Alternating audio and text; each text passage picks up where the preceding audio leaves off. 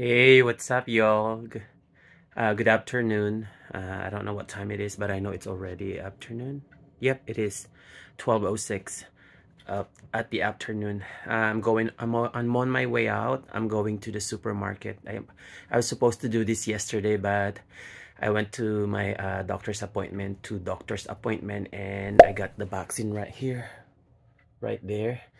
And it made me nauseous and lightheaded and very sleepy, and it was raining yesterday, so that adds up to the like parang what you call this, yung weather makes you feel drowsy and sleepy. So I went back home straight from the hospital.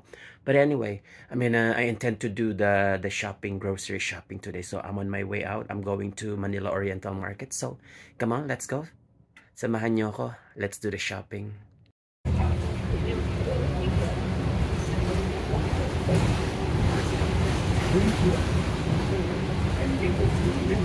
Layo-layo pa nung binabaan sa akin ang bus. Ayun yung bus stop. Ayun yung bus stop. Ayan yung bus stop. Ito yung Manila Oriental Market. Ayun, nakalagay MOM for short. Diyos mio, doon ako binaba. Nasakyan ko pala yung rapid. So layo, biglang umulan ng malakas. Kinailangan ko pa sumilong sa Taco Bell / KFC. So doon ako kumain. Napakain patuloy ako ng lunch. O diba, napagastos pa. Ayan na, Manila Oriental Market. So dito Manila Oriental Market. Kailan naman ako umaaura para mag-video, saka naman may dumating na kotse na what you call this, nahiya akong mag-vlog dahil I think kukunin niya yung parking space. Oops. Anyway, ito na, pasok na tayo. Kukuha muna tayo ng mga kalawangin nilang cart.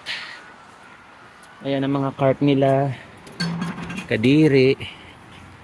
Nakababad pa sa ulan, nyeta. Ayan. Pasok na tayo. Dito kami palagi pumupunta kapag kailangan namin ng mga Asian goodies. Ayan yung mga rice nila. Alright.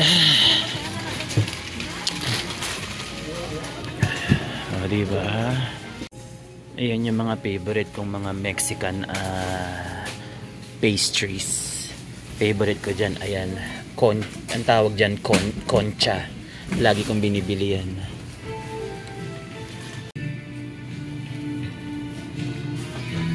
Diba? Daming mga squid balls, iba-ibang klaseng yung mga balls na nilalagay sa hot pot. Nandyan yung mga eggs nila, quail eggs, yung maalat na itlog, ayun yung red.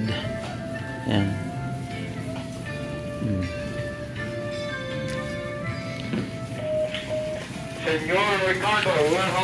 Mili muna ako ng mga what you call it, tinapay. At ay kailangan pala ng dishwashing liquid, kahit isa lang. Ito na lang, orange scent na yan, isa lang, $2.19. Kailangan natin bumili ng mga ganyan, yung sinigang ni Ma, yung sinigang na panghalo sa sampalok. Don't tell me ha, wala pa, ubos. Ayun, sinigang sa sampalok. This one right here. Yan, ito na lang pala, 69 cents lang eh. Ayan oh, 69. Yung napili ko kanina 99 eh. So ito, bumili din ako ng kaldereta dahil magkakaldereta ako today. Dito naman yung mga ganyan, mga chichirya, tapos tinapay, at saka may mga, yan, mga frozen good. May saba, may tanglad, may mga shredded coconut, mga egg roll na ganyan.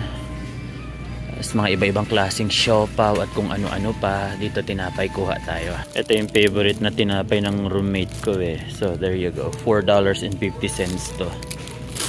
Isang ganyan. Tapos ano pa ba? Isang tinapay na ganyan. Yan yung mga pandesal dinner rolls. Ito yung Hawaiian bread. Wala na silang halos ibang tinapay. Ano kaya ito? May pasas. Dito naman yung and I hate that they're playing music. Damn it! Fucking A. Ayan na. Nakapamili na ako ng mga karne, isda, kung ano-ano pa. Eto na. Ayan na yung mga nabili ko. May mga pangrikado ng gagawin kong what you call this? Kaldereta. Bumili rin ako mga tinapay, mga ganyan. May puso ng manok, baboy, baka. Tapos iniintay ko yung pinalinis kong isda doon. Ito yung number ko.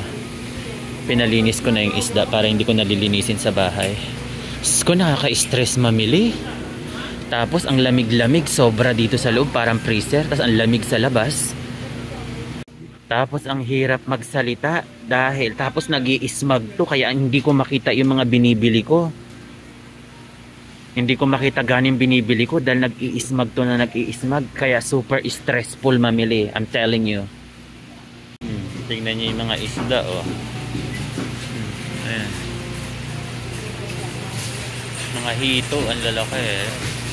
Diba? Pusit. O, diba?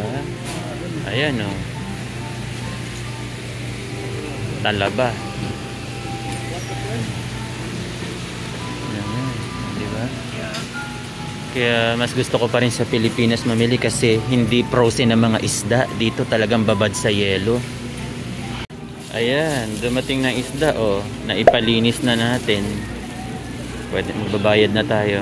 Ayan, nakatapos na tayo mamili. 2 bag lang yan, ha. Tingnan nyo kung gaano nakataas ang inflation ngayon ng bilihin.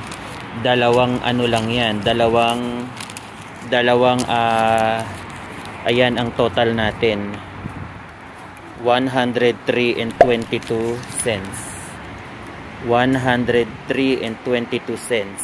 Grabe, di ba? 2 bag lang yan. Sa Pilipinas yan. Kung i-convert, nasa almost, dahil ang palitan ngayon is 55.40. So almost sabihin natin nasa ano na to, 5,500. 2 bag lang, 5,500 pesos na. Grabe. Grabe. Sobrang ginaw. Leche. Ang hirap mag-abang ng bus. Ayan, dalawang ganyan lang. 2 plastic lang, $103.22. Sobrang mahal na talaga ng mga bilihin ngayon. Ang hirap mag-budget. Gumamit pa ako ng calculator, ha, para hindi ako ma-over budget. Pati naman sa sobrang ginaw, nag-i-smog yung salamin ko sa mata. Kanina sa loob ng sa loob ng supermarket. Hirap ako makapamili dahil hindi ako makakita. Anyway, ito na yung bus ko. Ayan na.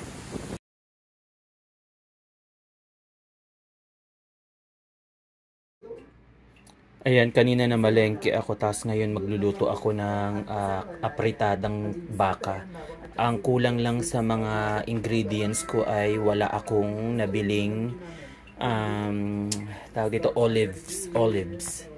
So, ayan yung aking quick melt cheese, bell pepper, red onions, potato. Lalagyan ko ng hotdog, yun ang twist kasi para compensate ko doon sa isang walang ingredients na olive. Then may kamatis ako, bawang, and liver spread, tomato paste, tomato sauce. Tapos mahal masyado ang fresh na carrots, kaya ayan na lang mix na carrots and green peas. And then meron akong hot sauce, pamintang buo, lalagyan ko rin ng pamintang durog, and then olive oil yung panggisa ko.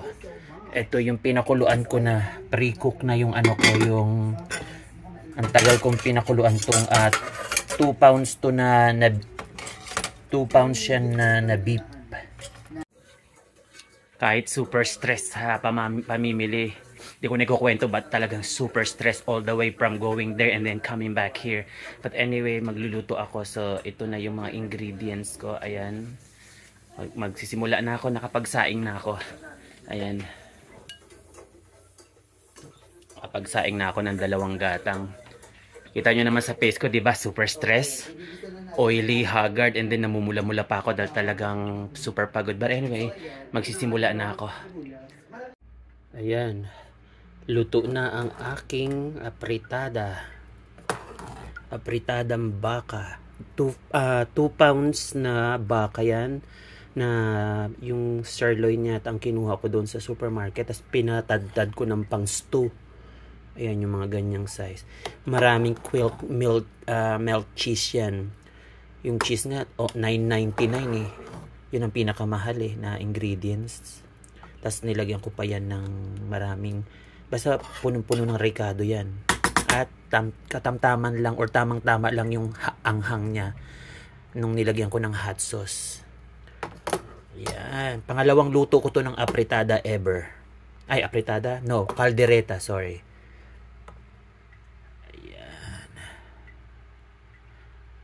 Yum. Tapos may sinaing na. Pagdating ng roommate ko, kakain na kami. Thank you for watching this video. I'll see you on the next vlog. Take care and God bless.